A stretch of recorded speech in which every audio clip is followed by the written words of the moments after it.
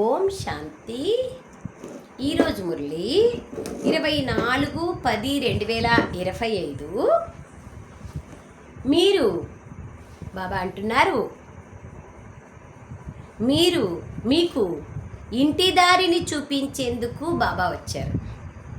బాబా నిన్నేమో ఈత నేర్పించడానికి వచ్చారు, మన్నేమో దేవతల్లాగా సర్వగుణ సంపన్నంగా చేసేకొచ్చారు, చదివించడానికి వచ్చారు. ఇంకా దానికంటే ముందు నేను అభిరుచితో చదివిస్తాను, మీరు అభిరుచితో చదవాలా అన్నారు.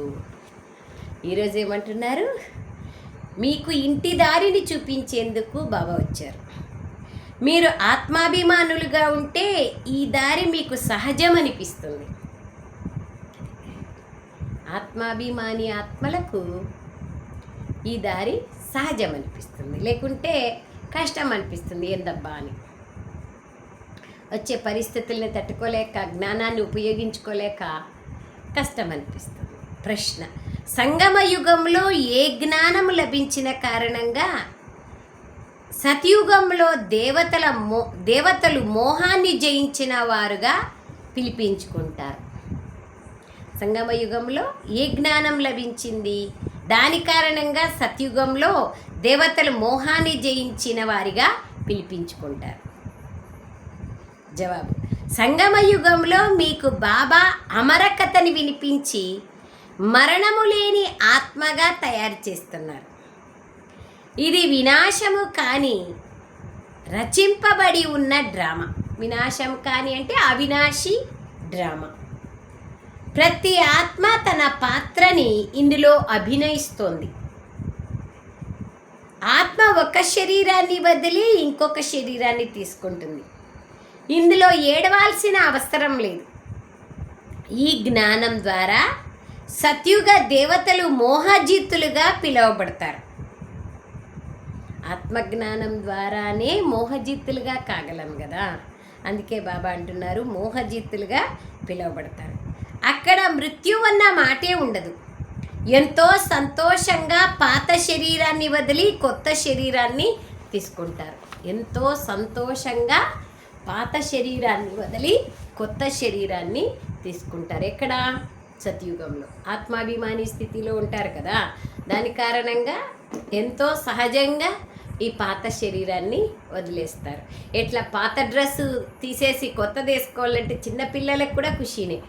బీరువాలో డ్రెస్సులు చూపిస్తే ఏ డ్రెస్ కావాలంటే కొత్తదే చూపిస్తుంది బిడ్డ.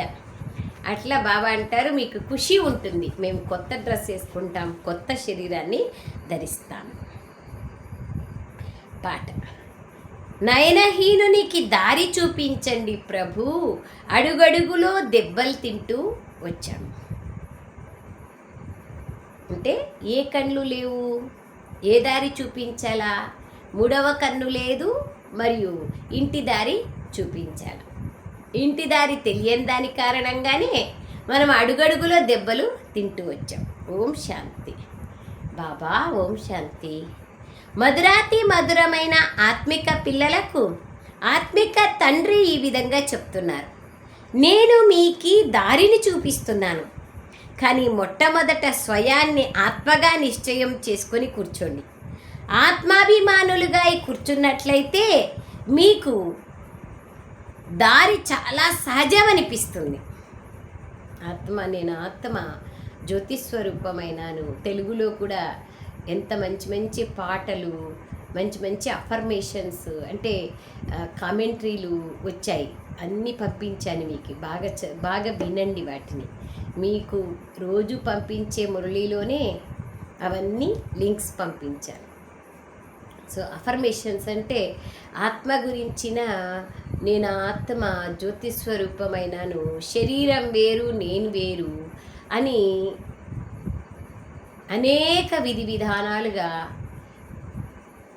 15-20 అభ్యాసాలు చెప్పడము, నెమ్మదిగా చూపించడం కూడా జరిగింది.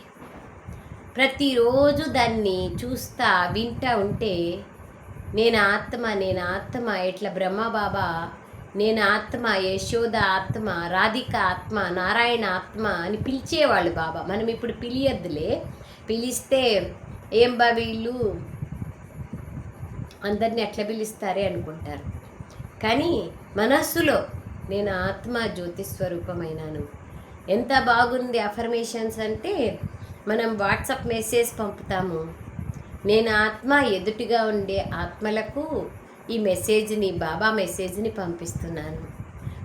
ఫోన్లో మాట్లాడతాము, నేను ఆత్మ జ్యోతి స్వరూపము, ఈ యొక్క నోరనే కర్మేంద్రియం ద్వారా, ఫోను ద్వారా నేను ఎదుటి ఆత్మతో మాట్లాడుతున్నాను. అట్లా ఆత్మాభిమాని స్థితి యొక్క ప్రాక్టీస్ ప్రాక్టీస్ ప్రాక్టీస్ ఎంతవరకు? ఆల్వేస్ ప్రాక్టీస్, శరీరం వదిలే వరకు చేయాల్సిందే. అదే బాబా అంటున్నారు, స్వయాన్ని ఆత్మగా నిశ్చయం చేసుకుని కూర్చోండి. ఆత్మాభిమానులుగా అయి కూర్చుంటే మీకు దారి చాలా సహజం అనిపిస్తుంది. భక్తి మార్గంలో అర్ధకల్పము మీరు ఎదురు దెబ్బలు తింటూ వచ్చారు. భక్తి మార్గం యొక్క సామాగ్రి లెక్కలేనంత ఉంది. ఎన్ని ఉన్నాయి? పూజ, పాఠ, వ్రతం, జపం, తపం సామాగ్రి. అనంతమైన తండ్రి ఒక్కడేనని ఇప్పుడు బాబా అర్థం చేయిస్తున్నారు. నేను మీకు ఇప్పుడు దారిని చూపిస్తున్నానని బాబా అంటున్నారు. బాబా ఎటువంటి దారిని చూపిస్తారో ప్రపంచానికి తెలీదు. బాబా ముక్తి, జీవన్ముక్తి, గతి, సద్గతుల మార్గాన్ని చూపిస్తారు. శాంతిధామాన్ని ముక్తి అంటారు. ఆత్మ శరీరం లేకుండా ఏమీ మాట్లాడలేదు. కర్మేంద్రియాల ద్వారానే శబ్దం వెలువడుతుంది. నోటి ద్వారా శబ్దం వస్తుంది. నోరు లేకుండా శబ్దం ఎక్కడి నుండి వస్తుంది? ఆత్మ ఉన్నప్పటికీ ఆత్మలోనే అన్ని గుణగణాలు ఉన్నప్పటికీ శరీరం లేకుంటే అవి బయటికి బహిర్గతం కావు. అది బాబా వాళ్ళు చెప్తున్నారు. అంతే కదా. క్యాసెట్లో, సిమ్ కార్డులో అన్ని కాంటాక్ట్స్ ఉన్నాయి, కానీ సెల్ ఫోనే లేకపోతే కాంటాక్ట్స్ ఎట్లా విజిబిలిటీ లేకొస్తాయి? కనపడవు కదా. అది బాబా అంటున్నారు. మీకిప్పుడు దారిని బాబా చూపిస్తున్నారు. ఆత్మకు ఈ కర్మేంద్రియాలు లభించాయి. రావణ రాజ్యంలో మీరు వికర్మలనే చేస్తూ వచ్చారు. ఈ వికర్మలు చీచీ కర్మలుగా అవుతాయి. సత్యుగంలో రావణుడే లేని కారణంగా అక్కడ కర్మలు అకర్మలుగా అవుతాయి. అక్కడ పంచవికారాలు ఉండవు. దానిని స్వర్గం అని అంటారు. భారతవాసులు స్వర్గవాసులుగా ఉండేవారు. ఇప్పుడు వారిని నరకవాసీలు అంటారు. విషయ వైతరణి నదిలో మునుకలు వేస్తూ ఉన్నారు. అందరూ పరస్పరం దుఃఖమిచ్చుకుంటూ ఉన్నారు. ఎక్కడైతే దుఃఖం యొక్క నామరూపాలు ఉండవో అక్కడికి తీసుకెళ్ళండి అని ఇప్పుడు బాబా అంటున్నారు. దుఃఖం యొక్క నామరూపాలు లేని స్థలాలకి తీసుకెళ్ళండి ప్రభు అని బాబా చెప్తున్నారు. ఎప్పుడైతే భారతదేశం స్వర్గంగా ఉండేదో అప్పుడు దుఃఖం అన్న మాటే ఉండదు. పిలుస్తూనే ఉన్నారు అక్కడికి తీసుకెళ్ళండి అని, కానీ ఎక్కడికని ఎవరికీ తెలియదు. ఇప్పుడు మనం స్వర్గంలోకి వెళ్ళాలి. ఇది ఒక ఆట. బాబాయే పిల్లలకు కూర్చొని అర్థం చేయిస్తున్నారు. ఇదే సత్యమైన సత్సంగం. మీరిక్కడ సత్యమైన తండ్రిని స్మృతి చేస్తారు. అతడే ఉన్నతోన్నతుడైన భగవంతుడు. అతడు రచయిత. అతని నుండి మనకు రచన యొక్క ఆది మధ్యాంతాలు రహస్యాలు బాబా తెలిపిస్తున్నారు. వారసత్వం లభిస్తోంది. బాబాయే పిల్లలకు వారసత్వాన్ని ఇస్తారు. హద్దు తండ్రి ఉన్నా ఓ భగవంతుడా, ఓ పరమాత్మ దయ చూపించండి అంటారు. భక్తి మార్గంలో ఎదురు దెబ్బలు తింటూ విసిగిపోయినారు. ఓ బాబా, మాకు సుఖశాంతుల వారసత్వాన్ని ఇవ్వండి అంటారు. ఆ వారసత్వాన్ని బాబాయే ఇవ్వగలరు. అది 21 జన్మల కోసం లెక్క వేయాలి. సత్యుగంలో వీరి రాజ్యం ఉన్నప్పుడు తప్పకుండా కొద్దిమంది మనుష్యులు మాత్రమే ఉంటారు. లక్ష్మీనారాయణల రాజ్యం ఉన్నప్పుడు 9 లక్షలే ఉంటారు. ఒకే ధర్మం ఉంటుంది. ఒక్కరి రాజ్యం మాత్రమే ఉంటుంది. దానిని స్వర్గము, సుఖధామము అని అంటారు. కొత్త ప్రపంచాన్ని సత్వప్రధానమని, పాత ప్రపంచాన్ని తమోప్రధానమని అంటారు. ప్రతి వస్తువు మొట్టమొదట సత్వప్రధానంగా ఉండి మళ్ళీ సతోరజో తమోలోకి తప్పకుండా వస్తుంది. ఒక్క జన్మ తీసుకున్న వాళ్ళు వస్తారు, 84 జన్మలు తీసుకున్న వాళ్ళు వస్తారు సతోరజో తమోలోకి. చిన్నపిల్లలను సతోప్రధానులు అంటారు. చిన్నపిల్లలను మహాత్ముల కన్నా ఉన్నతమైన వారంటారు. మహాత్ములు జన్మ తీసుకొని మళ్ళీ పెరిగి పెద్దై వికారాలను అనుభవం చేసుకొని ఇల్లు వాకిళ్ళు వదిలి వెళ్తారు మహాత్ములు, గురువులు. చిన్నపిల్లలకు వికారాలంటే ఏమో తెలీదు. పూర్తిగా బాబా అంటారు నిష్కల్మషంగా ఉంటారు, అంతే కదా, అస్సలు తెలీదు. కావున వారిని మహాత్ముల కన్నా ఉన్నతులు అంటారు. అందుకే చిన్నపిల్లలంటే ఎవరైనా సరే స్మైల్ చేస్తారు, వాళ్ళని ప్రీతిస్తారు. దీనికి కారణం ఏమిటంటే సతోప్రధాన ఆత్మలో అంత ఆకర్షణ అనేది ఉంటుంది. దేవతల్ని సర్వగుణ సంపన్నులని గాయనం చేస్తారు. సాధువులని ఎప్పుడూ ఈ విధంగా మహిమ చేయరు. సర్వగుణ సంపన్నులని ఎట్లంటారు? మహాత్ములు ధర్మాత్ములు అనొచ్చు, పవిత్రులు అనొచ్చు, కానీ సర్వగుణ సంపన్నులు అని అనడానికి వీల్లేదు. బాబా హింస అహింసల అర్థాన్ని కూడా తెలియచేస్తున్నారు. ఎవరినైనా కొట్టడాన్ని హింస అని అంటారు, కానీ అన్నింటికన్నా పెద్ద హింస కామవికారంలోకి వెళ్ళడం. దేవతలు హింస చెయ్యరు, వారు కామవికారాన్ని కూడా జరపరు. నేను మిమ్మల్ని మనుష్యుల నుండి దేవతలుగా తయారు చేసేందుకు వచ్చానని బాబా అంటున్నారు. దేవతలు సత్యుగంలో ఉంటారు. ఇక్కడ ఎవ్వరూ తమని తాము దేవతలని పిలిపించుకోరు. మేము నీచులము, పాపులము, వికారీలము అని భావిస్తారు. మరి అటువంటి వారు తమని తాము దేవతలుగా ఎలా భావించగలరు? కావుననే హిందూ ధర్మము అని అంటారు. దేవతా ధర్మం పోయి హిందూ ధర్మంగా మారిపోయింది.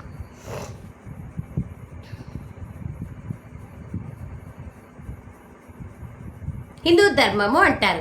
వాస్తవానికి ఆది సనాతన దేవీ దేవతా ధర్మం ఉండేది. హిందూ ధర్మము హిందుస్థాన్ అన్న పదము నుండి వచ్చింది. వారు దానినే హిందూ ధర్మము అని అంటారు. మేము దేవీ దేవతా ధర్మానికి చెందిన వారమని మీరు అన్నా కూడా మీరు హిందువులని వ్రాసుకుంటారు, జనాభా లెక్కలు రాసేవాళ్ళు. మా వద్ద హిందూ ధర్మం యొక్క కేటగిరీ మాత్రమే ఉంది, దేవతా ధర్మం యొక్క కేటగిరీ ఎక్కడుంటుంది? పతితులుగా అయిన కారణంగా స్వయాన్ని దేవతలుగా పిలుచుకోలేరు. ఒకప్పుడు మేము పూజ్యులైన దేవీ దేవతలుగా ఉండేవాళ్ళం, ఇప్పుడు పూజారీలుగా అయిపోయాం అని ఇప్పుడు మీకు తెలుసు. మొట్టమొదట శివుని పూజనే చేస్తారు, ఆ తర్వాత వ్యభిచారి పూజారీలుగా అయ్యారు. తండ్రి ఒక్కరే, వారి నుండే వారసత్వం లభిస్తుంది. మిగిలిన అనేక రకాలైన దేవీ దేవతలు మొదలైన వారి నుండి వారసత్వం లభించదు. ఈ బ్రహ్మ నుండి కూడా మీకు వారసత్వం లభించదు. ఎట్లా లభిస్తుంది? దేహదారుల నుండి వాళ్ళ కొడుకులకు లభిస్తుంది, మనకి ఎట్లా లభిస్తుంది? కానీ బ్రహ్మబాబా వాళ్ళు మాత్రం ఒక పైసా కూడా ఇవ్వకుండా అంత యజ్ఞానికి ఇచ్చినారు. ఒకరు నిరాకారుడైన తండ్రి. ఆస్తి అంటే కేవలం స్థూలమైన ధనము సంపదలే కాదు కదా.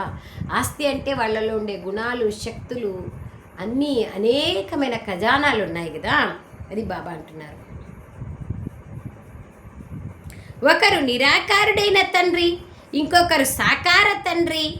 సాకార తండ్రి ఉన్నా ఓ భగవంతుడా, ఓ పరమాత్మ అని అంటారు. లౌకిక తండ్రిని అలా అనరు. కావున వారసత్వం తండ్రి నుండే లభిస్తుంది. భార్యాభర్తలు ఆఫ్ పార్ట్నర్స్ కావున వారికి అర్ధభాగం లభించాలి. మొట్టమొదట సగభాగాన్ని భార్యకు తీసి మిగిలిన సగభాగాన్ని పిల్లలకు పంచాలి. చూస్తున్నారా బాబా ఏం చెప్తున్నారు? అర్ధాంగిని అంటారు కదా, మరి చూడండి, హాఫ్ పార్ట్నర్ అంటారు, అర్ధాంగిని అంటారు.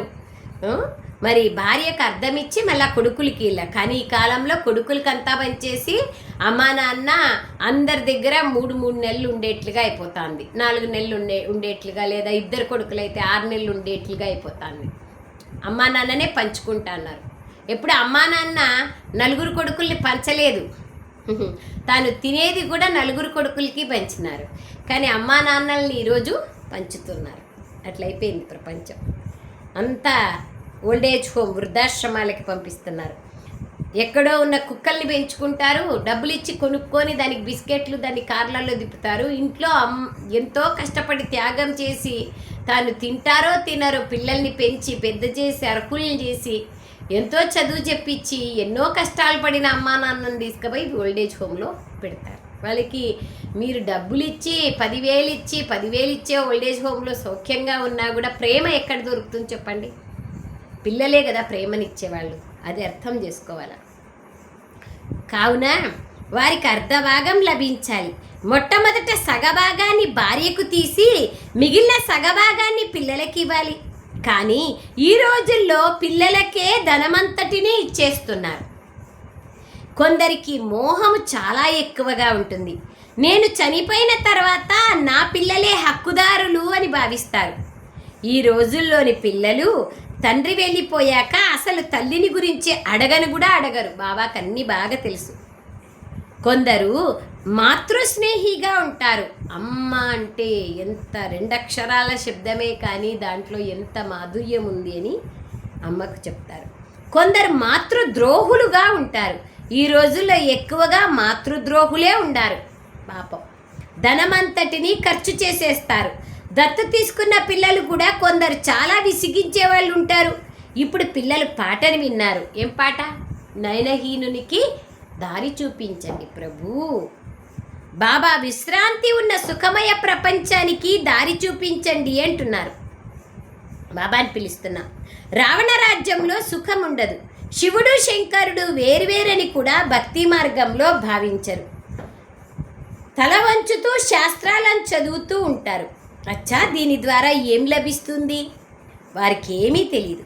స్వర్గము యొక్క శాంతి మరియు సుఖాల దాత ఒక్క బాబాని. సత్యుగంలో సుఖం ఉంటుంది, శాంతి ఉంటుంది. భారతదేశంలో సుఖశాంతులు ఉండేవి, అవి ఇప్పుడు లేవు. కావున వాటి కోసం భక్తి చేస్తూ అటు ఇటు తిరుగుతూ ఉంటారు. శాంతిధామంలోకి సుఖధామంలోకి తీసుకెళ్లేది ఒక్క తండ్రి మాత్రమేనని ఇప్పుడు మీరు తెలుసుకున్నారు. బాబా, మేము కేవలం మిమ్మల్నే స్మృతి చేస్తాము, మీ నుండి వారసత్వాన్ని తీసుకుంటాము అంటారు. దేహ సహితంగా దేహం యొక్క సర్వ సంబంధాలను మర్చిపోవాలని బాబా చెప్తున్నారు. దేహ సహితంగా దేహం యొక్క సర్వ సంబంధాలను మరచి నన్నొక్కడనే స్మృతి చేయాలి. ఆత్మ ఇక్కడే పవిత్రంగా కావాలి. స్మృతి చేయకపోతే శిక్షలు అనుభవించి పవిత్రంగా కావాల్సి ఉంటుంది.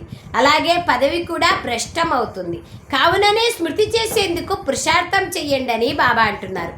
బాబా ఆత్మలకు అర్థం చేయిస్తున్నారు. ఆత్మిక పిల్లలని పిలిచే సత్సంగం ఇంకెక్కడా ఉండదు. ఇది ఆత్మిక జ్ఞానం. ఆత్మిక తండ్రి ద్వారానే పిల్లలకి ఇది లభిస్తుంది. ఆత్మ అనగా నిరాకారం. శివుడు కూడా నిరాకారుడే కదా. మీ ఆత్మ కూడా ఒక బిందువు, చాలా చిన్నది. దివ్య దృష్టి లేకుండా దాన్ని ఎవ్వరూ చూడలేరు. బాబాయే దివ్య దృష్టినిస్తారు. భక్తులు హనుమంతుణ్ణి, విఘ్నేశ్వరుణ్ణి మొదలైన వారిని పూజిస్తూ ఉంటారు. మరి వారికి సాక్షాత్కారం ఎలా జరగాలి? నేనే దివ్య దృష్టి దాతను. ఎవరైతే బాగా భక్తి చేస్తారో వారికి నేనే సాక్షాత్కారం చేయిస్తాను. కానీ దీనివల్ల లాభం ఏమీ లేదు, కేవలం సంతోషం పొందుతారు. అయినా ఇంకా పాపాలు చేస్తూనే ఉంటారు. దానివల్ల ఏమీ లభించదు. చదువు లేకుండా ఉన్నత స్థానాన్ని పొందలేరు. దేవతలు సర్వగుణ సంపన్నులు. మరి మీరు ఈ విధంగా కావాలి కదా, దేవతల్లాగా కావాలి కదా. మిగిలినవన్నీ భక్తి మార్గం యొక్క సాక్షాత్కారాలు. నిజంగానే దివ్య దృష్టి, నిజంగానే కృష్ణునితో ఊయలలో ఊగండి, స్వర్గంలో అతనితో ఉండండి. చదువు ద్వారానే మీరు అలా అవ్వగలరు. ఎంతగా శ్రీమతం పైన నడుస్తారో అంతగా ఉన్నత పదవిని పొందుతారు. భగవంతుడిచ్చే శ్రీమతానికి గాయనం ఉంది. కృష్ణుని శ్రీమతం అని అన్నారు. పరంపిత పరమాత్మ శ్రీమతము ద్వారా శ్రీకృష్ణుని ఆత్మ ఈ పదవిని పొందింది. మీ ఆత్మ కూడా దేవీ దేవత ధర్మంలో ఉండేది, అనగా కృష్ణుని వంశంలో ఉండేది. రాధాకృష్ణుడు పరస్పరం ఏమవుతారో భారతవాసులకు తెలీదు. ఇరువురు వేరువేరు రాజ్యాలకు చెందినవారు. మళ్ళీ స్వయంవరం తర్వాత లక్ష్మీనారాయణులుగా అవుతారు. ఈ విషయాలన్నింటినీ బాబాయే వచ్చి అర్థం చేయిస్తున్నారు. ఎన్ని విషయాలు అర్థం చేయిస్తున్నారు, లెక్కలేనన్ని విషయాలు. దీన్ని బాగా అర్థం చేసుకుంటే తప్ప రోజు రోజు కొత్త జ్ఞానం. స్వర్గ యువరాజులు యువరాణులుగా అయ్యేందుకు మీరు ఇప్పుడు చదువుకుంటున్నారు. యువరాజా యువరాణుల స్వయంవరం తర్వాత వారి పేర్లు మారుతాయి. రాధాకృష్ణులే లక్ష్మీనారాయణులుగా స్వయంవరానంతరం మారుతాయి. కావున ఇప్పుడు శ్రీమతం పైన నడిస్తే బాబా పిల్లల్ని ఇటువంటి దేవతలుగా తయారు చేస్తారు. మీరు ముఖవంశావళీలు, వారు కులవంశావళీలు. ఆ బ్రాహ్మణులు కంకణం కడతారు, కానీ కామచితి పైన కూర్చోబెడతారు. ఇప్పుడు సత్యమైన బ్రాహ్మణులైన మీరు కామచితి నుండి దిగి జ్ఞానచితి పైన కూర్చోబెట్టేందుకు కంకణం కడతారు. కావున వాటిని ఇప్పుడు వదిలేయాలి, వికారాలను. ఇక్కడి పిల్లలు దెబ్బలాడుకుంటూ, ఈ ప్రపంచంలో ఉండే పిల్లలు దెబ్బలాడుకుంటూ కొట్టుకుంటూ ఉంటారు. డబ్బు కూడా వ్యర్థం చేస్తారు. ఈ ప్రపంచంలో ఎంతో దుర్గంధం ఉంది. అన్నింటికన్నా పెద్ద రోగం సినిమా. Underline please. కొంతమంది బాబా పిల్లలు కూడా నాకు ఆశ్చర్యమవుతుంది, టీవీ సీరియల్స్ సినిమాలు చూస్తూ ఉంటారంట. దయచేసి ఈరోజు బాబా చెప్తున్నారు, అటెన్షన్ పెట్టండి. టీవీ సీరియల్స్ సినిమాలు చూడనే కూడదు. చూడం బాబా అని ప్రతిజ్ఞ చేయండి. ఎప్పుడూ చూడకూడదు. సినిమా ఎందుకు సీరియల్ చూడకూడదు అంటే ఊరికనే కథను పెంచుతూ ఉంటారు, సస్పెండ్లో పెడతారు. మీరు మళ్ళా రీఛార్జ్ చేసుకోవాలా, టీవీ అది ఏంటంటారు దాన్ని, డిష్ని రీఛార్జ్ చేసుకోవాలా అని ఆ విధంగా సీరియల్స్ తయారు చేస్తారు. అంతే, దండలో ఏం సారం ఉంది చెప్పండి. కాబట్టి బాబా అంటున్నారు, వికారాల్లోకి వెళ్ళేందుకు సాధనమే బైస్కోప్ సినిమా, పెద్ద రోగం. మంచి పిల్లలు కూడా సినిమాలకు వెళ్ళడంతో పాడైపోతారు. కావుననే సినిమాలకు వెళ్ళడం బీకేలకు నిషేధం. వినండి బాగా, బీకేలకు నిషేధం. సినిమా హాల్లకు వెళ్ళమక్క మేము, కానీ మొబైల్లో ఉన్నాయి కదా ఈ కాలంలో, ఎంత చెడ్డవి కూడా ఉంటాయి మొబైల్స్లో. దానికే బాబా అంటారు అవన్నీ బంద్ చేసేసేయాల. ఎప్పుడు ఇంటర్నెట్ పోతుందో తెలీదు. ఎంత పోతే చాలా బాగుపడతాం అందరం. వారు అక్కడ కూడా సేవ చేయండి అని బాబా అంటారు. ఎవరైతే చాలా దృఢంగా ఉంటారో వారు అక్కడ కూడా సేవ చేయండి. సినిమా టాకీసుల్లో కూడా అది హద్దు సినిమా, ఇది బేహద్దు సినిమా. బేహద్దు సినిమా నుండే హద్దు సినిమా, అసత్యమైన సినిమాలు వెలువడ్డాయి అని వారికి అర్థం చేయించండి. పైన మూలవత్తనం ఉంటుంది, అక్కడ ఆత్మలు ఉంటాయి. ఆ తర్వాత మధ్యలో సూక్ష్మవతనం ఉంటుంది, దాని కింద ఇది సాకార ప్రపంచం. ఇప్పుడు ఇవన్నీ విషయాలు 3 లోకాల గురించి పిల్లలైన మనకు తెలుసు. ఆట అంతా ఇక్కడే సాకార ప్రపంచంలో జరుగుతుంది. ఈ చక్రం తిరుగుతూనే ఉంటుంది. బ్రాహ్మణ పిల్లలైన మీరే స్వదర్శన చక్రధారులుగా అవ్వాలి. దేవతలాలా అవ్వరు, కానీ బ్రాహ్మణులు పురుషోత్తములైన కారణంగా వారికి ఈ అలంకారాల్ని చూపించరు. ఈరోజు బాగా నడుస్తారు, రేపు కింద పడిపోతారు. కావుననే వాటిని దేవతలకు చూపించారు. మనకు చూపిస్తే ఎంత కష్టం. సేవ చేస్తామా, అవన్నీ పట్టుకొని ఉంటామా, బైకును నడిపిస్తామా, కార్లు నడిపిస్తామా, సుదర్శన చక్రాన్ని తిప్పుతామా? స్వదర్శన చక్రంతో కృష్ణుడు అకాసురుడు, బకాసురుడు మొదలైన వారిని హతమార్చాలని చూపించారు. కృష్ణుడు అహింసా పరమోధర్ముడు, ఆయనే చంపితే ఇంకా మిగతా వాళ్ళంతా చంపేదేముంది? బాబా అంటున్నారు ఇవన్నీ భక్తి మార్గం యొక్క సామాగ్రి. అతన్ని అహింసా పరమోధర్మంగా చూపిస్తారు. మరి హింస ఎలా చేస్తారు? మీరు ఎక్కడికి వెళ్ళినా శివలింగమే ఉంటుంది. భక్తి మార్గంలో కేవలం పేర్లను వేరువేరుగా పెట్టినారు. సోమనాథుడు, ద్వాదశ జ్యోతిర్లింగాలు, లెక్కలేనన్ని పేర్లు ఉన్నాయనుకోండి బాబాకి. మట్టితో ఎన్నో దేవతల విగ్రహాలను తయారు చేస్తారు, శృంగారం చేస్తారు, 1000 రూపాయలు ఖర్చు పెడతారు వినాయక చవితికి. వాటిని తయారు చేసి పూజిస్తారు, వాటి పాలన చేస్తారు, మళ్ళీ వాటిని నీళ్ళలో ముంచేస్తారు. ముంచితే పర్వాలా, తొక్కుతారు కూడా. ఈ బొమ్మల పూజల్లో ఎంత ఖర్చు పెడుతున్నారో చూడండి. కానీ వాటి వల్ల లాభం ఏముంది? బ్రహ్మం గారు కూడా చెప్పినారు కదా, చిల్లర రాళ్లకు మొక్కుతూ ఉంటే చిత్తము చూడురా ఒరే ఒరే అని. దానివల్ల లాభం ఏముంది? అలా కావాలి కానీ ఊరికే మొక్కితే ఏమొస్తుంది? డాక్టర్ చుట్టూ తిరిగితే డాక్టర్ అవుతామా? డాక్టర్ టెంకాయ కొడితే డాక్టర్ అవుతామా? డాక్టర్కి పూజ చేస్తే డాక్టర్ అవుతామా? ఎంబీబీఎస్ చదవాలి కదా. చదివినాక కూడా ఎండీలు చేసినా కూడా, లేదా ఏమంటారు ఆర్థో సర్జన్, తర్వాత ఒక్కొక్క డిపార్ట్మెంట్ ఒక్కొక్క అంగానికి స్పెషలిస్ట్గా అయినా కూడా అంత అదృష్టం పైన ఆధారం లాస్ట్కి. దానికి చాలా కేర్ఫుల్. బాబా యొక్క జ్ఞానం ఎంత సుందరం, ఎంత అసలు అద్భుతమైనది, ఎంత మహిమాన్వితమైనది, ఎంత సంపాదన ఉంది దీంట్లో. భక్తి మెట్లు దిగుతూనే వచ్చినారు. బాబా రావడంతోనే చూడండి ఎంత బాగా చెప్తున్నారు బాబా. ఉన్నతి కళ్ళల్లోకెళ్తారు, అందరికీ శాంతిధామానికి సుఖధామానికి తీసుకెళ్తారు. ఇందులో డబ్బు వ్యర్థం చేసే విషయం లేదు. మళ్ళీ భక్తి మార్గంలో మీరు మీ ధనాన్ని వ్యర్థం చేసుకుంటూ పూర్తిగా దివాలా తీసేసినారు. సంపన్నులుగా ఉన్న మీరు దివాలా తీసినారు. భిక్షాధికారి నుంచి లక్షాధికారిగా చేసే కథ కదా ఇది. వర్త్ నాటే పెన్ని నుంచి వర్త్ పౌండ్. మీరు లక్ష్మీనారాయణల వంశంలో ఉండేవారు కదా, ఇప్పుడు నర నుండి నారాయణుడిగా అయ్యే శిక్షణను వింటున్నారు. వారు అమర కథను, మూడవ నేత్రం యొక్క ప్రసాదించే కథను వినిపిస్తారు. అవన్నీ అసత్యమైనవి. ఇదే నిజమైన త్రినేత్రము ప్రసాదించే కథ. దీని ద్వారా ఆత్మలో జ్ఞానమనే మూడవ నేత్రం తెరుచుకుంటుంది. మొత్తం చక్రమంతా బుద్ధిలోకి వచ్చేసింది. ఇప్పుడు మీకు జ్ఞానమనే మూడవ నేత్రం లభిస్తోంది. మీరు అమరకథను వింటున్నారు.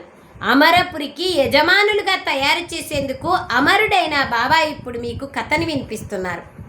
అక్కడ మీరు ఎప్పుడూ మృత్యువుని పొందరు. ఇక్కడ మనుష్యులకు మృత్యు అంటే ఎంతో భయం ఉంది. అక్కడ భయము, శోకము అనే విషయమే లేదు. ఎంతో సంతోషంగా పాత శరీరాన్ని వదిలి కొత్త శరీరాన్ని తీసుకుంటారు. మనుషులు ఇక్కడ ఎంతగానో బాధపడుతూ ఉంటారు.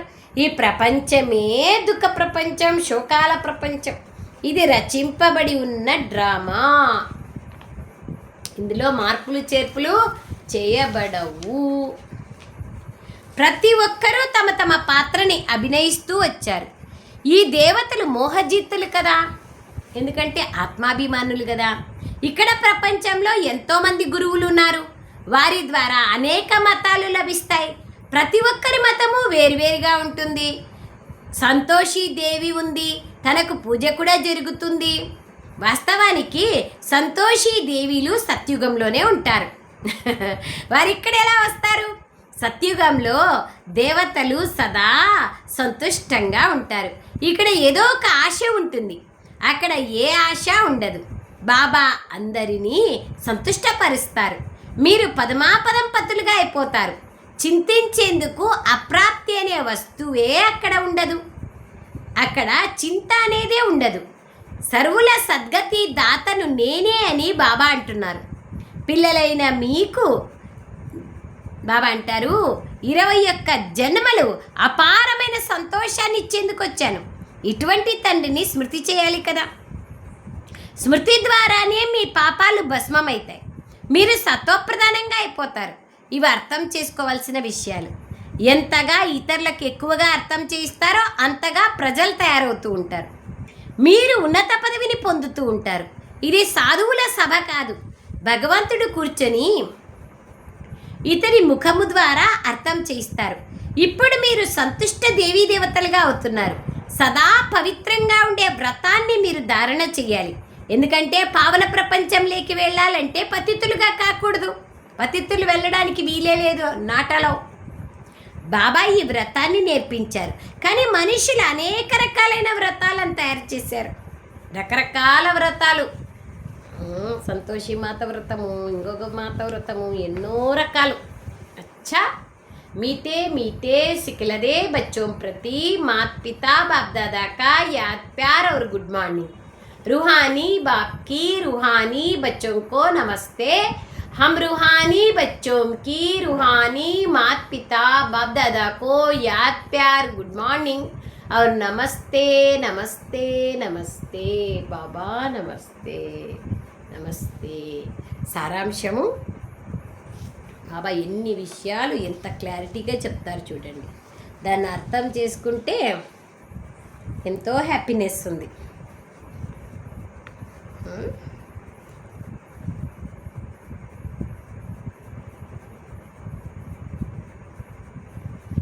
సారం ఒక్క బాబా మతం పైన నడుస్తూ సదా సంతుష్టంగా ఉండే సంతోషి దేవీలుగా అవ్వాలి. ఇక్కడ ఆశలేవి పెట్టుకోకూడదు. ఈ ప్రపంచంలో ఏ ఆశలు ఉండకూడదు. ఉంటే నిరుత్సాహము, నిస్పృహ, అంతే. Expectations are more dangerous. ఎవరిపైన ఏ ఎక్స్పెక్టేషను పెట్టుకోకూడదు. వీళ్ళు చాలా మంచోళ్ళని, లేదా వీళ్ళు ఏమీ చేతగాదని ఎవరిపైన ఏదీ వద్దు. సాక్షిగా ఉండండి. బాబా ద్వారా సర్వప్రాప్తులను పొంది పరమాపదం పతులుగా అవ్వాలి. రెండో పాయింట్, అన్నింటికన్నా అసహ్యంగా తయారు చేసేది సినిమా. ప్లీజ్ ఈరోజు బాబాకి అందరూ ప్రతిజ్ఞ చేయండి, సినిమాలు సీరియళ్ళు చూడం బాబా. అండర్లైన్ చేసుకోండి. చూడడం, బీకేలు సినిమాలు చూడడం నిషేధం. మీరు ధైర్యవంతులైతే హద్దులోని మరియు బేహద్దు సినిమా రహస్యాన్ని అర్థం చేసుకొని ఇతరులకు అర్థం చేయించండి, సేవ చేయండి. వరదానం, పురుషార్థము మరియు సేవలో విధిపూర్వక వృద్ధిని ప్రాప్తి చేసుకునే తీవ్ర పురుషార్థులుగా కండి. పురుషార్థము మరియు సేవలో విధిపూర్వక వృద్ధిని ప్రాప్తి చేసుకునే తీవ్ర పురుషార్థిగా కండి. విధిపూర్వకంగా చేస్తేనే ఏదైనా సిద్ధి ప్రాప్తిస్తుంది. బ్రాహ్మణులు అనగా విధిపూర్వక జీవితం. ఏ కార్యాన్నైనా ఎప్పుడైతే విధిపూర్వకంగా చేస్తారో అప్పుడే అది సహజమవుతుంది. ఒకవేళ ఏదైనా విషయంలో స్వపురుషార్థంలో లేదా సేవలో వ్యర్థము లేనట్లయితే తప్పకుండా ఏదో విధిలో లోపం ఉన్నట్లు. కావున అమృతవేళ నుండి రాత్రి వరకు మనసా వాచ కర్మణ లేదా సంపర్కము విధిపూర్వకంగా ఉన్నాయా అనగా వృద్ధి ఉందా అని పరిశీలించుకోండి. అది వృద్ధి ఉందా? వృద్ధి ఉంటే ఖుషి ఉంటుంది, వృద్ధి ఉంటే జమా ఖాతా ఉంటుంది, ఆనందం ఉంటుంది. ఒకవేళ లేనట్లయితే కారణాన్ని ఆలోచించి నివారణ చేయండి. అప్పుడిక మనస్సు చిన్నబుచ్చుకోవడం, ఫీలింగ్ లేక రావడం ఉండదు. దేహాభిమానం కారణంగానే నన్ను ఇట్లా అన్నారే, నన్ను ఎందుకు ఇట్లా అంటారు, వీళ్ళకేమంత హక్కు ఉంది, వాళ్ళు సరిగ్గున్నారా, ఇవన్నీ అనేక రకంగా దేహాభిమానాలే. ఒకవేళ విధిపూర్వక జీవితం ఉన్నట్లయితే తప్పకుండా వృద్ధి ఉంటుంది మరియు తీవ్ర పురుషార్థులుగా అయిపోతారు. స్లోగన్, స్వచ్ఛత మరియు సత్యతలో సంపన్నులుగా అవ్వడమే సత్యమైన పవిత్రత. అవ్యక్త సూచన, స్వయం కోసం మరియు సర్వుల కోసం మనసా ద్వారా యోగశక్తులను ప్రయోగించండి. వాచా వలన ఏదైనా కార్యం జరగకపోతే వీళ్ళు మాటల ద్వారా అర్థం చేసుకోరు, శుభభావన ద్వారా అర్థం చేసుకోవాల్సిందే అంటారు. మౌనానికి మించిన వాక్చాతుర్యం లేదు. మౌనం అంటేనే శుభభావన. ఎక్కడైతే వాచా పని చెయ్యదో అక్కడ శాంతి పని చేస్తుంది. మౌనమే అర్ధాంగీకారం. శుభ సంకల్పము, శుభభావన నయనాల భాష ద్వారా దయా మరియు స్నేహం యొక్క అనుభూతి కార్యాన్ని చేయగలరు. అందరి పట్ల స్నేహము మరియు దయ యొక్క అనుభూతి కార్యం చేయగలరు. అచ్చా. Om Shanti Baba. Thank you Baba. Thank you.